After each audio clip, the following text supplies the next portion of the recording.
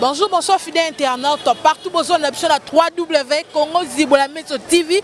Ne besoin moi tozana nzela mais likamwa ko kamwa en tout cas non commerce ne ba image na simalangezo la kisa. En tout cas mutuka au taxi bis en commun.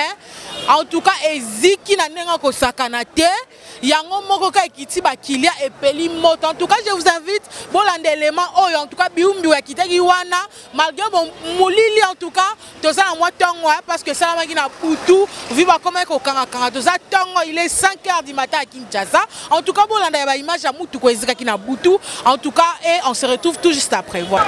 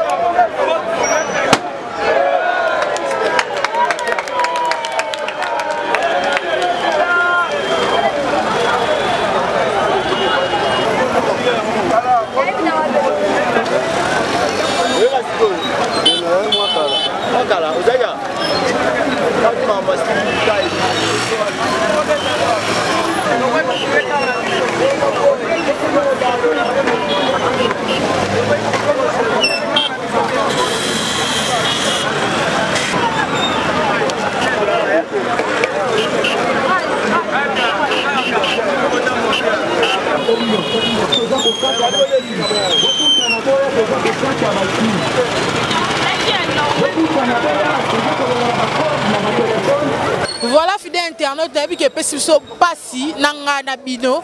En tout cas, mutuka. Il y a transport en commun. Oh, il y a quelque chose de versement pour aller s'abattre dans mes ziki dans les pamba. Et ça va monter en loba. Est-ce que tu as battu? Est-ce que ça monté en échauffage? Que ça a mafuta? Tu as évité ma condition ni celle que mutuka zika. En tout cas, biso to zana pour la aussi la musala kitoko accompagné à Biumbu. Grand merci toujours à notre patronne, la reine Omba Yonde Makamu. En tout cas, grand merci Pembote na yo tara ba tongo ya boye. To bimi vraiment pour qu'on recueille peut qu'on rapporte les informations car à propos en temps mutuka ziki en tout cas toujours senga na ba chauffeur congolais boye ba kozwa terre hôtel la mituka na bino tango bima. Est-ce que maman fout tes alaki? Est-ce que et là qu'on ne sali que oezika et peut se ne peut mailler avant bima na tongo hôtel mutuka na yo là on est simbi là on est simbi et qu'on a vraiment à l'âme. Quant à moi ils moi flash amke to pesi bino to proposer bino en tout cas nazo insister abonnez-vous massivement na Congo Zibula Meso TV votre chaîne idéale et la reine Omba. Quant à moi votre gladiatrice je vous dis déjà au revoir. On se retrouve au prochain numéro. Bye.